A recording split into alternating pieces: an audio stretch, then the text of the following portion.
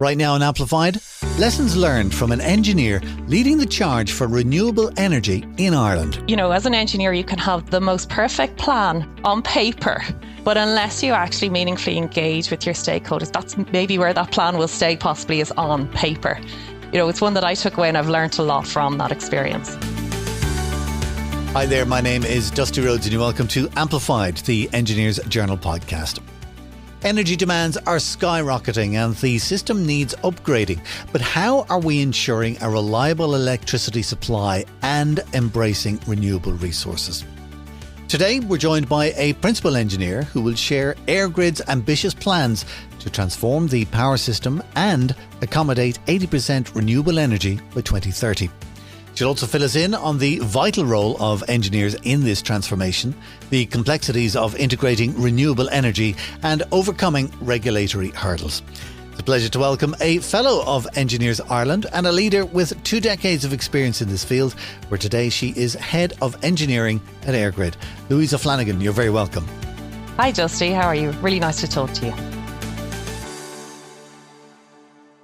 Let me start off with asking you about the role of Head of Engineering. For those who may not be familiar with it, what is the Head of Engineering in EirGrid? What does it entail? So my role is I'm within our infrastructure department, and my main focus is providing engineering teams to oversee the delivery of grid infrastructure. And that kind of encompasses setting the standards, the specifications that infrastructure needs to be built to, so it can become part of the grid. We've teams of engineers that go out to site or review designs to make sure they're adhering to those standards. And I also have a team that look after asset management. And so that's the grid that's already built. How are we maintaining that? Is it coming to end of life? Do we need to replace it and refurbish it? So really take care of the grid that we already have. And the teams that we have look after both the grid that's onshore and what will be the new grid that's going to be built offshore to facilitate offshore wind. One of the things I hear about the grid is problems with getting new renewable energy sources onto the grid in the first place. And because you literally have to make hay while the sun shines, what do you do when you have a surplus? How do you store that electricity? What's the thinking on that problem? So there's a few things that we can do to support that. So one is we want to make sure that we have a balance of what's called thermal or conventional generation on the grid. That's kind of the base that we have there. And then we'll have renewables that will be supplying at other times. But you're right, sometimes we are going to have surplus renewables on the grid. And what we want to do there is we want to interconnect to other countries, to other grids, and be able to export that energy when we have a surplus in Ireland. And obviously the converse of that is when we don't have sufficient renewables being generated on our grid here, we can import. We also are looking at, other technologies such as batteries that can store some of that energy. Now that still has to go to such a large scale that we can depend on it solely for that purpose. So it will still remain to be a mix. And there's also other things that need to be brought in as well. So it's not just a case that we can say, once we do all those things, that's it, we walk away. We need to be able to support the grid as well and make it stable. So there's technologies such as synchronous condensers that need to be built onto the grid as well. And so it's EirGrid's job to make sure that we have a balance of generation to meet demand. We don't actually generate anything ourselves, but just to make sure that we're planning and developing that grid to accommodate it and then to operate it so that it does remain secure. So with your engineer's hat on and your genius problem solving, when you look at the storage of electricity, what is it that, are you actually working on anything at the moment? What are the ideas being floated around? In 2021, we launched our roadmap called Shaping Our Electricity Future, and that set out how we were going to achieve a grid that was capable, well, at that point, 70% renewables, and now we're looking at 80% renewables. And that's bringing on about 17 gigawatts of renewables in the next 10 years onto the grid. That's going to be a mix of wind, of solar, of offshore wind, of battery storage to be able to support that. And it's not just about building new grid to do that. It's about using the existing grid that we have already. And you mentioned some of that grid is quite old, and it is. So it's going to be a combination of where we can use our existing grid, make it work harder, make it work smarter. Is it capable of carrying more and deploying new technology to try and do that, make it work differently? To try and also then incorporate technology to make the grid operate in different ways. So we have a number of initiatives such as dynamic line rating. So that's looking how say an overhead line is operating in real time as opposed to assuming a certain value of what the capacity is of the line. We have other technologies such as power flow controllers that will actually make the power flow through different circuits, through different routes on the grid to try and reduce some of the, the constraints that we have or the congestion that we have on the grid. So it's not just one single thing that will make us achieve that. It's a series of different steps that in combination will help us to get to those targets that have been set.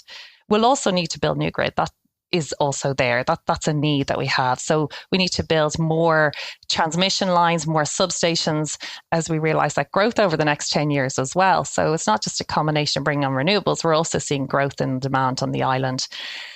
We have new interconnectors that are going to be built over to France. EirGrid is progressing one, should be energised in 2026. That's the Celtic interconnector project. And we'll have another one to the UK. That's a Greenlink project. So there's a lot happening on the grid right now. And in fact, if I look at just even Dublin, which is where I live, we have an initiative called the Powering Up Dublin scheme. And that is essentially replacing older cables on our grid. They're about 40 to 50 or 60 years old, those cables. So they've come to end of life and they need to be replaced. But there's an added benefit that the cables that we now replace them with, well, they're going to be newer technology. They're going to be higher capacity. And it means that we can have that added benefit of not just replacing the old cables, but the new cables that come in are going to help us reach that demand growth in Dublin and also help us move renewable energy around the grid. So the renewable energy that's going to come, say, from the west of Ireland and indeed the offshore wind that's off the east coast of Ireland as well. So it's a really great way of trying to make the grid work in different ways and make most of it. And that's where our network planners come into that picture and try and set out how that roadmap will be developed.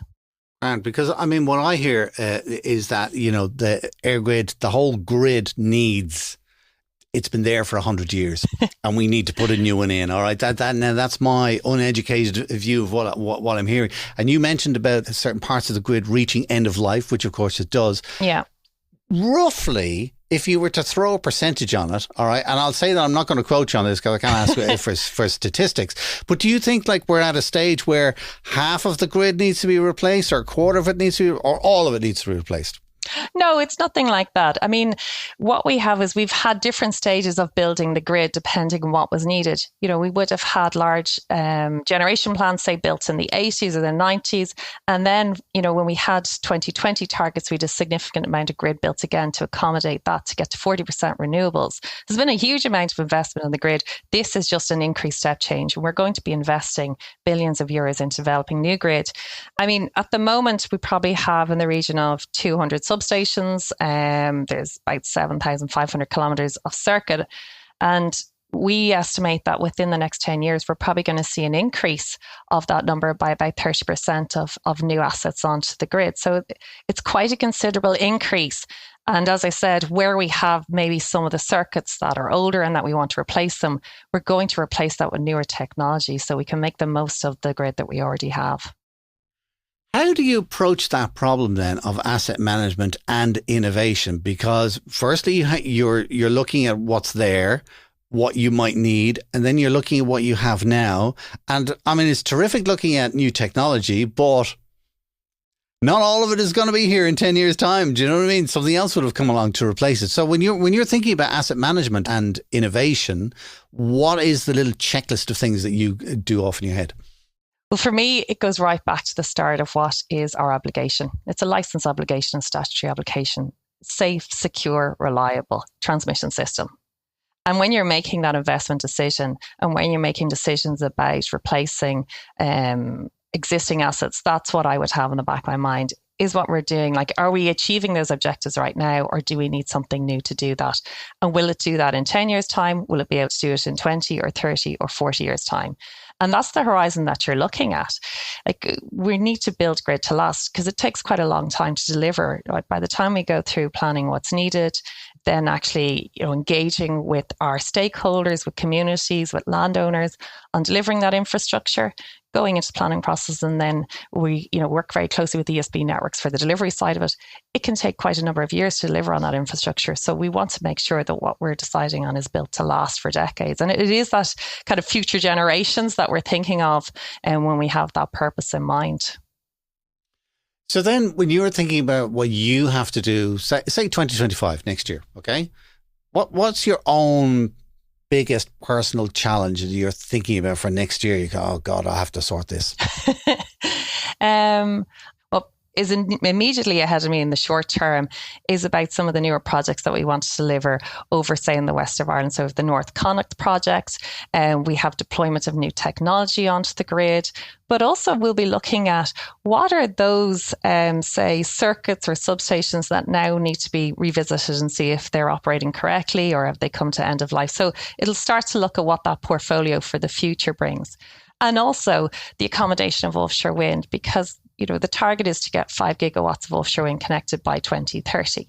And so that is a very short time frame in which we need to get all of these projects moving. The first round of them are going to be delivered by developers, with EirGrid delivering a second round on the south coast. So there's a huge focus on offshore wind. It really offers up a step change for us, for Ireland, in achieving those renewable targets of 80%. So that's probably what the next year will look like for me anyway, and for my colleagues.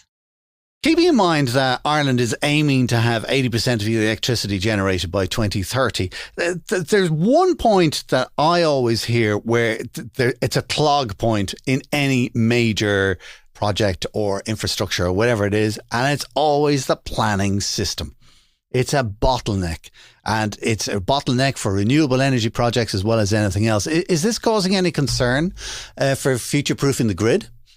I think what the planning system is seeing is there's quite a lot of infrastructure being built at the moment and being going through the planning system. So not just for grid, but, there's lots of other projects that are also being submitted at the moment, as well as housing and growth. So it's quite a considerable amount of economic growth in Ireland at the moment. We're seeing lots of projects being progressed. So I think what EirGrid can try and do to support that is when we bring projects to the consenting stage, is that we've done a lot of the work before we even get to that stage, in terms of looking at what the options are in front of us, seeing what is the best option that we have, engaging, as I said, with stakeholders and landowners and communities, so that we have really engaged them, told them about the project, taken on board their feedback, so that when we do get into the planning system, that we have done a huge amount of work of understanding what is the best project that we can bring forward. The reason I ask that is because when you feel like you're an ordinary engineer and you're going through this planning system, then you're looking, well, EirGrid wouldn't have that problem because they're enormous. So it's just kind of nice to hear that you have the same problems as the rest of us. We would factor it in. I suppose it's factoring in that timeline in when I'm talking about those delivery timelines. We'd have already considered that it might take about 12 months for us to come through the planning system. You were telling me before we came on the podcast, and I thought it was a great story, and it was a case study that we were chatting about, and it's all to do with the planning system and talking to people and this whole thing, about a substation in Ireland where you were going to locate it, and you kind of thought, yeah, substation, who cares? But that wasn't the case. What happened? Yeah, it was one when we were chatting about it. I was, I thought about it. It's one of the first projects I took on when I joined EirGrid, so it's going back maybe about 12 years. It was a project in quite a remote area of Ireland, the west of Ireland, in terms of infrastructure to be built. It was quite modest, a substation. It's all enclosed within a building. You can't actually see much of the electrical infrastructure, and it was going to connect into an existing overhead line.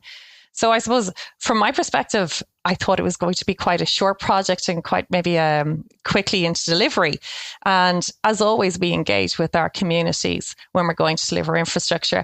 And it was really interesting, actually, then when we went out and we started talking to kind of local community, we realized actually they had quite a lot of interest in the project. Some of it was concerns, some of it was positive, and some of it was actually just wondering about what this meant and trying to make people, bring them on this journey of this is to connect to renewable energy, this is what our targets are, and what that would mean for their area.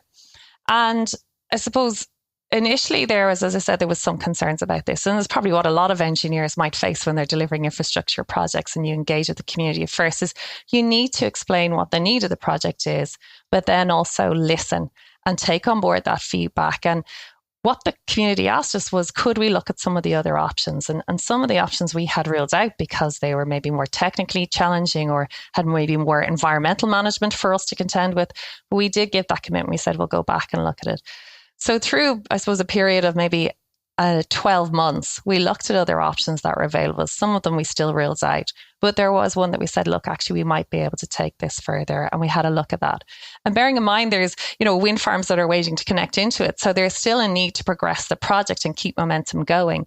But ultimately, what we were able to do as a project team, through engaging with our ecologists, with geotechnical engineers, with electrical engineers, we did come up with another option. And we were able to move the substation further away. And I think overall, when it went into the planning system itself, what I found really interesting was there wasn't a single objection to the project. In fact, I actually got a letter of support from that community for the engagement that we'd had on the project. And what it really taught me was, as an engineer, you can have the most perfect plan on paper, but unless you actually meaningfully engage with your stakeholders and communities, that's maybe where that plan will stay, possibly, is on paper. And actually, it's one that I took away, and I've learned a lot from that experience. Louise, let me ask you a little bit about yourself. How did you get into engineering in the first place? You've got a great passion for it. I think that passion has developed over the last 20 years of being an engineer. It was certainly not something that I had ever considered when I was in secondary school. It was a teacher of mine, and she recommended it to me. She said, you're good at maths. You really like science. I know you'd like a profession and you want to help people. Would you consider engineering? And I said to her, no, I've never considered it. I'll go find out more. And it probably wasn't that I consciously said I wouldn't be an engineer, but I just didn't know anybody. I didn't know any previous past pupils that had gone on to study engineering. I didn't know anybody's sister that had gone on to engineering. I definitely knew some of my friends' brothers had gone on. And so maybe just on some level, I just hadn't considered it as a career path. And then when I got it, I applied to a number of different colleges, and I got offered a place in UCD. And even when I got there, I wouldn't say it was a passion for it. It's quite overwhelming when you start in engineering because there's so many different subjects. It's a really broad area to study. But what I found was, in particular, there was this one project that really stood out for me. It was called Biosystems for Engineering, and it's quite different. And I know it just clicked at me. I said, I really like this, and I'd like to study more subjects like this. So I looked at what were my options. You have to, in second year, pick where you might go next. And I realized that the lecturers for those particular subjects were mostly in civil engineering in Ersford Terrace. So that's how I decided to pursue a career in civil engineering in particular. And even as I went through my studies in civil engineering, I kept going towards those subjects that are around the environment, were around water, hydrology, water treatment, around infrastructure. And that's what ignited that passion in me. So I really just kind of made sure that I kind of followed my own path through it to come out with something that I was really interested in. And you were just exposing yourself to, or you were being exposed to lots of different things, and you just followed what interested you. So what was it then that drew you into the energy space? Well, initially I started in the water sector, and I spent 9 years working as an engineering consultancy in the UK and Ireland. I worked with different local authorities around Ireland. I spent a year in Mayo and Meath, working on different projects in Wicklow and Waterford. And in about 2011, in 2010, I could see that there was really, with the economic downturn, going to be a delay in a lot of those projects moving forward. And I was looking around, what next is Ireland's biggest challenge? And that's when I happened across what EirGrid were doing.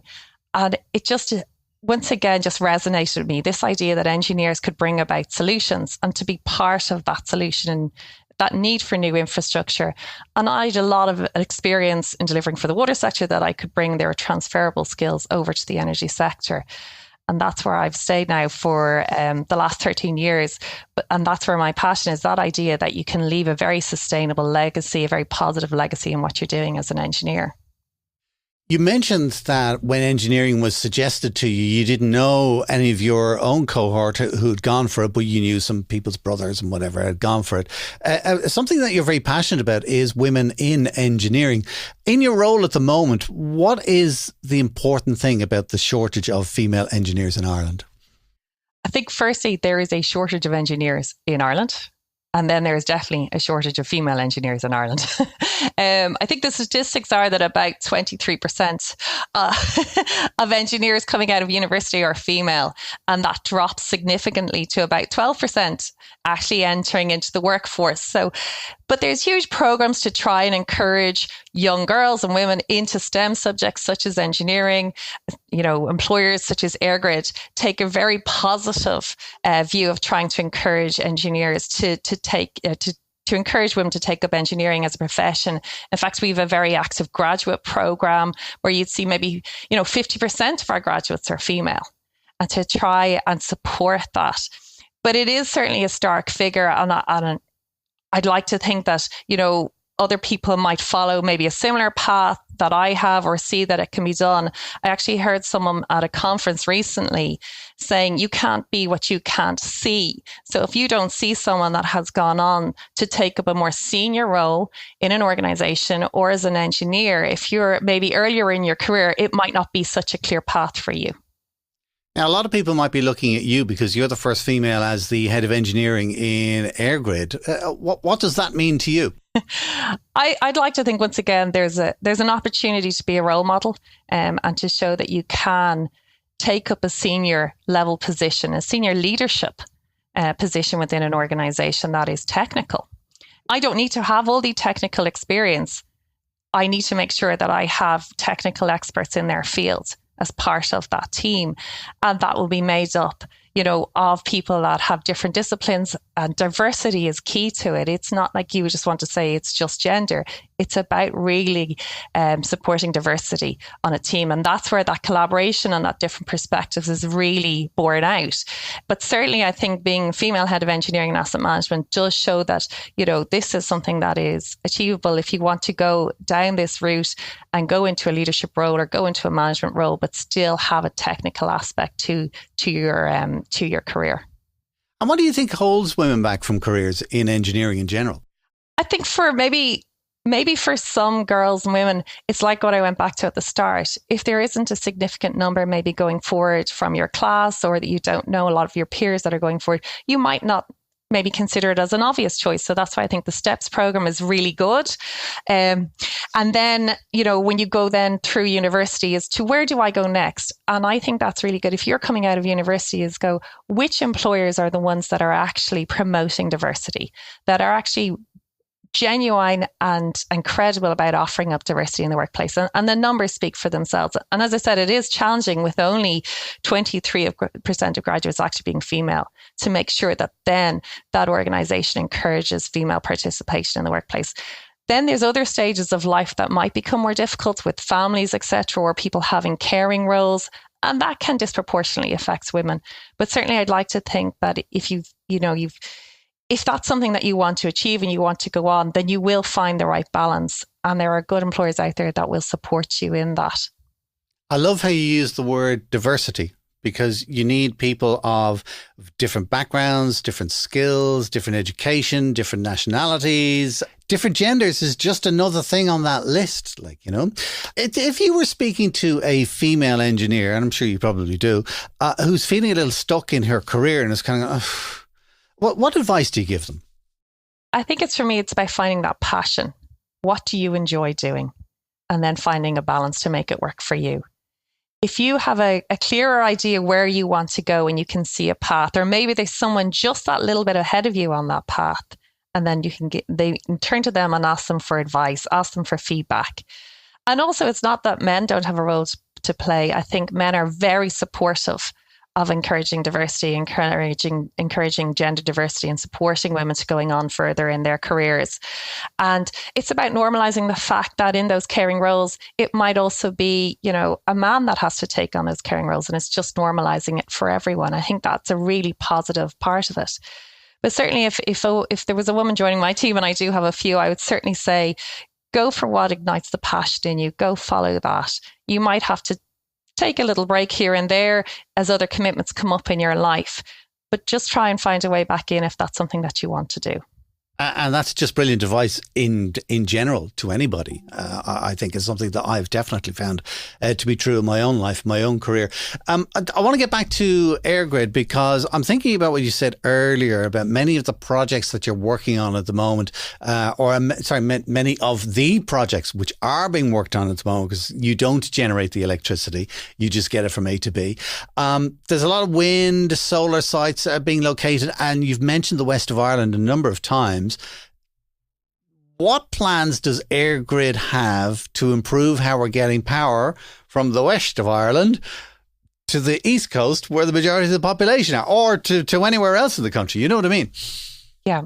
No, so as I mentioned before, when we looked at what the government targets were, initially at 70% and onto the 80%, we knew that we needed to create a plan of how we were going to achieve that.